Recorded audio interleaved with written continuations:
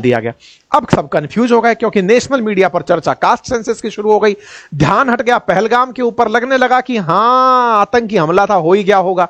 इधर निर्मला सीतारमण जी दिखा रही हैं ट्वीट के ऊपर, देखो हमने इतना जीएसटी कलेक्ट कर लिया है।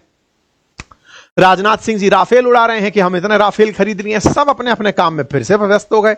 हम लोग कह रहे हैं कि ये क्या था यार, ये तुम अभी तक तो माहौल बनाए थे कि जाके हमला करेंगे, ये हो क्या गया। हम तो सोच रहे थे कि अब पीओके आएगा, हम सेना के साथ मार्च पास्ट करते हुए तैयार हो रहे थे, ये हो क्या गया। ये धप्पा बोल दिया। धप्पा पहली बार और नहीं हुआ यार, ये हमारे साथ दूसरी बार हुआ है। आप पूछेंगे वो कैसे। भारतीय इसलिए सुनना चाहते हैं कि भैया बहुत दिन हो गए यार, 22 तारीख के बाद से अब 2 मई का समय होने को आया, 10 दिन होने को समय आया। अब तक भारत पाकिस्तान पर हमले का इंतजार ही कर रहा है। इंतजार पे इंतजार, इंतजार पे इंतजार चल रहा है। आफ्टर ऑल भारत कब पाकिस्तान पर कोई प्रतिक्रिया देगा। भारत ने कुछ दिन पहले, यानी कि आज से 10 दिन पहले, पहलगाम में पर्यटकों पर हमला देखा। आतंकियों के द्वारा बड़े ही निर्मम तरीके से हत्या की गई। धर्म के आधार पर हुई इस हत्या का देश में बड़ी तेजी से विरोध हुआ। हर जगह सुर्खी बनी, हेडलाइन बनी कि धर्म पूछकर मारा है, जाति पूछकर नहीं। इस तरह से खूब सारे सोशल मीडिया पर भी न्यूज वायरल मीडिया के अंदर होने लगे। ऐसे में चर्चा यह भी निकलने लगी, लोगों ने एक दूसरे को यह भी समझाना शुरू किया कि भैया बटोगे तो कटोगे। जाति नहीं पूछी जा रही थी, धर्म पूछा जा रहा था। और इस तरह से हमारे देश के अंदर आतंकी हमला हुआ।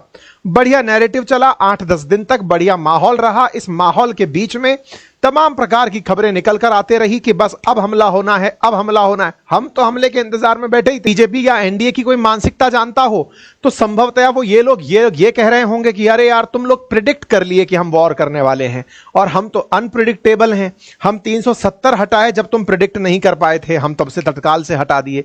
अब तुम अगर कहोगे कि 24 से 36 घंटे के अंदर हम हमला करेंगे, ऐसे में हमारी प्रिडिक्टेबिलिटी का जो सरप्राइज एलिमेंट है ना, तुम वो खा गए। हम प्रिडिक्टेबल नहीं होना चाहते, भारत सरकार यही मानती होगी।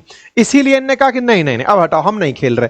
तुमको लग गया हम 6 मारने वाले थे, हम नहीं मार रहे, जाओ। और इस तरह से मोदी जी अपना बल्ला उठाए और लौट कर चल दिए कि नहीं मारेंगे अब हम, और हम नहीं मारेंगे। पाकिस्तान के ऊपर कुछ गेम हो नहीं रहा है। इंडिया का हर आदमी एकदम जज्बात से भरा हुआ, ऑल आइज ऑन पहलगाम के साथ मोटिवेटेड। भारत का संपूर्ण अपोजिशन, भारत के साथ दुनिया भर का विश्व समूह, सब एकदम लाइन लेंथ के साथ मार्च पास्ट कर रहे थे कि अब तो भाई गढ़ फतेह कर दो। अपनी तरफ से फुल सेंटीमेंट तैयार, हम जैसे भी 2-4 लोग बातें बना करके तैयार की, हाँ भाई साहब कर दो कर दो कर दो। बम गिराना था, बम गिराना था। और पूरी तरह देश के अंदर सेंटीमेंट बना था कि अब तो पीओके आके ही रहेगा, पीओके आके रहेगा। लेकिन इस बीच में भाई साहब सरकार कुछ और ले आई, और सरकार ने कहा धप्पा, ये लो मैं तो कास्ट सेंसस ले आई। अपोजिशन जो मांग रहा था वो मैं ले आई। अब जाकर पाकिस्तान को खत्म करके आएंगे।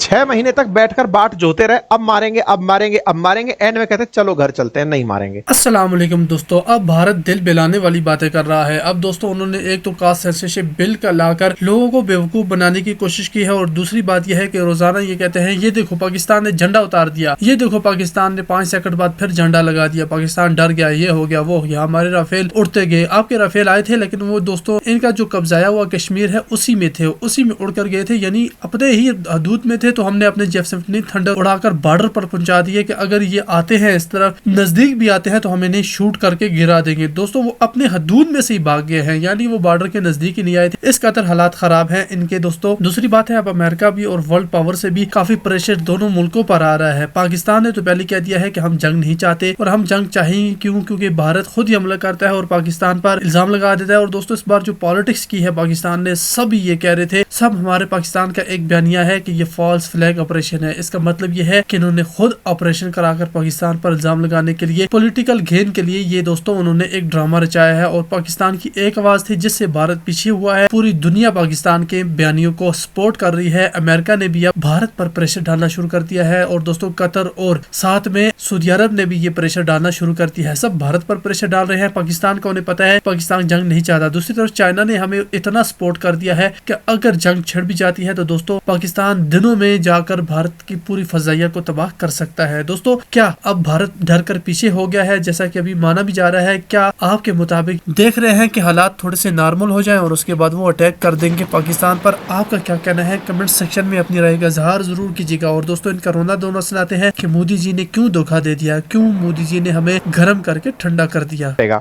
ऐसे में जिस चीज का सरकार हमेशा विरोध करती रही वो खुद ही कास्ट सेंसस के ऊपर घोषणा करके बहुत सुकून पाई। खैर, कास्ट सेंसस चलो सरकार के एजेंडे में था या फिर अपोजिशन के एजेंडे में था, ये तो आने वाले समय में जनता तय कर लेगी कि अपोजिशन की मांग के आगे सत्ता पक्ष झुक गया या फिर जो सत्ता पक्ष के नेता कभी कहते थे कि जाति पूछना देश के लिए विभाजनकारी हो सकता है, अब वो अपने संसदीय क्षेत्र में प्रचार किस आधार पर करेंगे इस कास्ट सेंसस का, यह आने वाला समय बताएगा। लेकिन इस बात पर बहुत तगड़े से सवाल पूछे जाने शुरू हुए कि भाई साहब ये तो बता दो, हम पहलगाम पर बम गिराने के इंतजार में पहलगाम के बदले में पाकिस्तान पर बम गिराने के लिए बैठे थे, आप ये बम कहां गिरा दिए? मीम्स के मार्केट बहुत तेजी से चलने लगे। इंतजार था जनरल पर अटैक होगा, यहां तो जनरल पर अटैक कर दिया है, क्योंकि कास्ट सेंसस का सीधा अर्थ कांग्रेस ने जब राहुल गांधी जी के नेतृत्व में बताया था तो 90 बनाम 10 की लड़ाई बताया था कि 10 के पास दुनिया के देश के सारे संसाधन है, 10% लोगों के पास, जनरल कास्ट के पास 90% लोगों को वो अधिकार दिलाने हैं। केंद्र सरकार को लगा कि नहीं, युद्ध बाद में लड़ेंगे, पहले अधिकार की बात करते हैं। अधिकार में लीजिए, हम इस तरह से काम करते हैं ताकि उन ओबीसी को या फिर एससी एसटी को जिनके प्रतिनिधित्व में कुछ कमी है पहले उन्हें मिले, पाकिस्तान से जमीन तो बाद में भी ले लेंगे। अपने देश में अचानक प्रधानमंत्री जी हो सकता है कि लंबे समय बाद अपनी कैबिनेट की बैठक बुला पाए हो सकता है कि वो अपनी इस तरह की जो सीसीएस की बैठक है इसको बहुत दिनों बाद बुला पाए हो कि यार आओ जरा बैठकर चर्चा करते हैं। ये मौका तो सही है कि जम्मू कश्मीर में आतंकी हमला हुआ है, लेकिन बहुत दिनों से मीटिंग नहीं हो पाई थी तुमसे। याद चर्चा तो इस बात की करनी थी कि हम हमला कैसे करें, लेकिन यार सुनो, लगे में लगा तुम सब लोग इकट्ठे हो ही गए हो तो यार चलो कास्ट सेंसस पे भी बात कर लेते हैं। ये लोग अगर इतने ही मोटिवेटेड हो गए तो ये तो सच में हमला करवा देंगे। हमें यार सच में हमला नहीं करना है भाई, थोड़ा मोटिवेशन को डाइवर्ट करो। तो बोले लाओ मोदी जी कास्ट सेंसस डाल दो, अपोजिशन भी खुश हो जाएगा, सत्ता पक्ष भी खुश हो जाएगा। सत्ता पक्ष जिस तरह की बातें कर रहा है उस तरह से जनता खुश हो जाएगी। चलिए साहब, सबको खुश देने के लिए कास्ट सेंसस डाल दिया गया। अब सब कंफ्यूज हो गए क्योंकि नेशनल मीडिया पर चर्चा कास्ट सेंसस की शुरू हो गई। ध्यान हट गया पहलगाम के ऊपर, लगने लगा कि हां आतंकी हमला था, हो ही गया होगा। इधर निर्मला सीतारमण जी दिखा रही हैं ट्वीट के ऊपर, देखो हमने इतना जीएसटी कलेक्ट कर लिया है। राजनाथ सिंह जी राफेल उड़ा रहे हैं कि हम इतने राफेल खरीद लिए। सब अपने अपने काम में फिर से व्यस्त हो गए। हम लोग कह रहे हैं कि ये क्या था यार, ये तुम अभी तक तो माहौल बनाए थे कि जाके हमला करेंगे, ये हो क्या गया? हम तो सोच रहे थे कि अब पीओके आएगा, हम सेना के साथ मार्च पास्ट करते हुए तैयार हो रहे थे, ये हो क्या गया? ये धप्पा बोल दिया। धप्पा पहली बार और नहीं हुआ यार, ये हमारे साथ दूसरी बार हुआ है। आप पूछेंगे वो कैसे? असल में साथियों ऐसा ही एक बार और अपने साथ हुआ था जब ऑपरेशन पराक्रम के नाम पर भारत ने $3 बिलियन खर्च कर दिए थे। तो आज के सेशन में मैं चर्चा करूंगा ऑपरेशन पराक्रम की, जिस समय भी हम पूरी तैयारी करके बैठ गए थे कि अब जाकर पाकिस्तान को खत्म करके आएंगे। 6 महीने तक बैठकर बाट जोते रहे, अब मारेंगे अब मारेंगे अब मारेंगे, एंड में कहते चलो घर चलते हैं, नहीं मारेंगे। ऐसा करके हम उस समय भी खर्चा कर चुके और कारगिल में जितने सैनिक शहीद नहीं हुए, ऑपरेशन पराक्रम में बिना युद्ध किए हम शहीद हो गए। ऐसी ही चर्चा आज के सेशन में मैं आपके साथ करने जा रहा हूं। तो क्या ऑपरेशन पराक्रम की तरह यह वाला मिशन भी बिल्कुल की फेल और फ्लॉप होने वाला है क्या? चर्चा करेंगे। लेकिन आइए मैं आपको याद दिलाता हूं कि ये ऑपरेशन पराक्रम क्या था, जिस समय पर हम ऑलमोस्ट युद्ध की कगार पर थे। इस तरह से कगार पर हो गए थे कि सब देश मतलब ये मानने लग गए थे कि अब तो कुछ ना कुछ बड़ा होकर रहेगा। तो वो कहानी क्या थी ऑपरेशन पराक्रम, वो बताता हूं। साथियों हुआ कुछ यूं था कि दिसंबर 2001 में भारत की संसद पर 5 आतंकियों ने हमला किया था।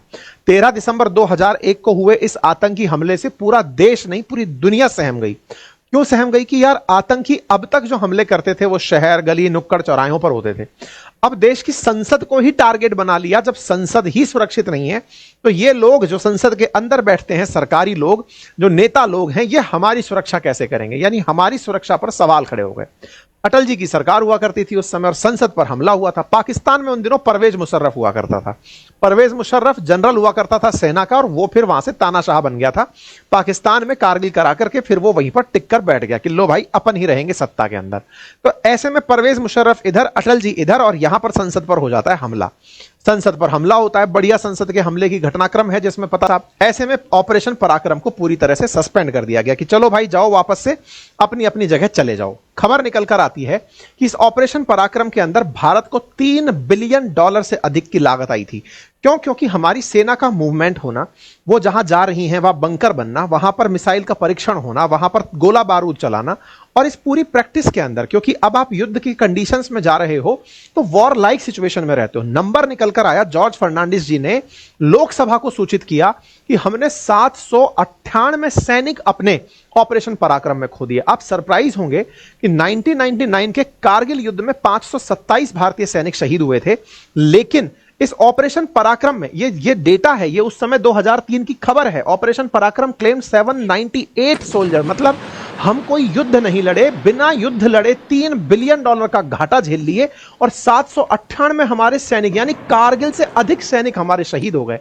इस तरह की वीरता जो हमने बिना युद्ध लड़े ही दिखा दी। अब आप इसका क्या सेंस निकालेंगे? ये वीरता सरकाजम है या हमारे ऊपर एक मजाक है? ये सोचने वाली बात है। मतलब ये समझने की बात है कि हमने अपने ही साहसशक्ति प्रदर्शन में अपने लोगों को नुकसान पहुंचा दिया, अपने धन को नुकसान पहुंचा दिया। इस ऑपरेशन पराक्रम की वजह से भारतीय सेना का भी अंदर से मनोबल टूटा। कई अधिकारी जब रिटायर हुए तो उन्होंने रिटायरमेंट के बाद अपने जो संस्मरण लिखते हैं उसमें उन्होंने ये कहा कि ये तरीका बिल्कुल सही नहीं था। हम लोग अगर इस तरीके से करके उनको डराने का प्रयास कर रहे थे तो कोई आवश्यक भी नहीं था। हमारे ये प्रयास विफल रहे। कुछ ऐसे आर्टिकल्स भी मिले हैं, जैसे लेफ्टिनेंट जनरल SS पनाग का आर्टिकल है, उन्होंने कहा कि ये तो मतलब कोई मतलब ही नहीं था। और देखो अगेन, सेना जब तैयार है ना, खून उबाले मार रहा है। आज आप इस चीज को, कंडीशन को फील कर सकते हैं। हमारे देश के पर्यटक, हमारे देश के भाई बहन अगर मारे गए तो मारने के बाद हमारा पहला प्रश्न यही है ना कि जवाब कब मांगेंगे। ऐसे में अंदर जो खून उबाले मार रहा है उसको आप दूसरी दिशा दिखा दे रहे हो कि ये बता तेरी जाति क्या है। अरे यार, उन्होंने तो, आतंकियों ने तो धर्म पूछा था, अब आप जाति पूछ कर क्या हमें अंदर से तोड़ना चाह रहे हो क्या? नहीं नहीं, जाति बता, जाति से फिर तुझे आरक्षण मिलेगा, सरकारी नौकरी मिलेगी। बोले इतनी तो है ही नहीं, कोई बात नहीं, लेकिन तू लगा तो रहेगा ना, 10 साल तक तू नौकरी में लगा रहेगा, तेरे लिए वही डिसाइड किया है। हम कंफ्यूज हो गए कि यार हम तो अभी POK मांगने जा रहे थे, ये हमसे जाति का पता मांग रहे हैं। चलो पूछ लो महाराज, हमारी जाति है, अब कर दो हमारा बदला तो ले लो। सबसे पहले हम भारतीय हैं, उसके बाद बांट लेना कि हम कौन हैं। हम अब तक तो यही कहते आ रहे थे कि हम सब मिलकर बदला लेने जा रहे हैं। पाकिस्तानी वहां से बैठकर हमसे पूछ रहे थे कि देखो, सिख लोग हम पर हमला नहीं करेंगे, मुसलमानों तुम तो जानते ही हो कि 2 नेशन थ्योरी क्यों आई थी। ऐसे में अब भारत सरकार कह रही है, ओहो तुम इस जाति से हो, तुम ये तो भूल ही गए थे। चल क्या रहा है, हमारा मजाक बन रहा है। हमारी राजनीतिक रोटियों को सेकने के लिए कौन क्रेडिट लेगा, इसकी लड़ाइयां चल रही हैं। अभी भी उम्मीद नहीं खोई है हमने। क्या पता हमारे इन सेशंस की वजह से सरकार को भी महसूस हो कि इस देश की जनता आपके जाति पता से पूछने से पहले पाकिस्तान का इलाज चाहती है, उसके बाद करते रहना। आपको सामाजिक न्याय की स्थापना करनी है, बेहतर तरीके से करना। हम सब चीजों के लिए तैयार हैं, पहले स्कोर सेटल कर दो ना यार। पूरी तरह से मोटिवेशन सबके अंदर भर भराया हुआ है, लोग तैनात हैं, तैयार हैं कि आप करो तो सही, कौन आपको पीछे छोड़ रहा है। लेकिन ये चल क्या रहा है? और आप अगर ये लगता है आपको कि नहीं, ये तो हमारा ट्रिक पॉइंट है कि हम बिना बताए चीजें करते हैं, तो हम इंतजार भी कर लेंगे। लेकिन ऑपरेशन पराक्रम की तरह अगर भविष्य में ये खुल करके आया कि आपने भी बिलियंस ऑफ डॉलर केवल इस विषय वस्तु पर खर्च कर दिए थे कि तैयारी करनी है, तो जनता याद रखती है साहब। और ऐसी चीजों के बाद जो इतिहास लिखा जाता है ना, वो सम्मानजनक नहीं होता। उदाहरण के लिए जो ऑपरेशन पराक्रम आज लिया गया है, ये भविष्य के लिए, यानी कि आज जो हम जिस स्थिति में हैं उसके लिए एक बड़ा रेफरेंस बन सकता है। अब आप पूछेंगे कि सर आपको ऐसा लग क्यों रहा है कि ये मुद्दा कहीं सेटल तो नहीं हो गया है? देखो, अमेरिका जो है ना, उसको पता है कि भारत की क्या कमजोरियां हैं, क्या मजबूरियां हैं, उसको सब पता है। उसको सब पता है कि वो खुलेआम भारत को कहता रहा कि तुम तो टैरिफ के साथ हमारे साथ नेगोशिएशन करने आओगे, तुम टैरिफ किंग हो, ये सब उसको पता है। ऐसे में उसे यह भी पता है कि भारत पाकिस्तान का मुद्दा किस तरह का है और उसमें किस किस को क्या समझाना है। ऐसे में मार्को रूबियो जो अमेरिका के विदेश मंत्री हैं, उनकी तरफ से भारत को कॉल आ जाता है।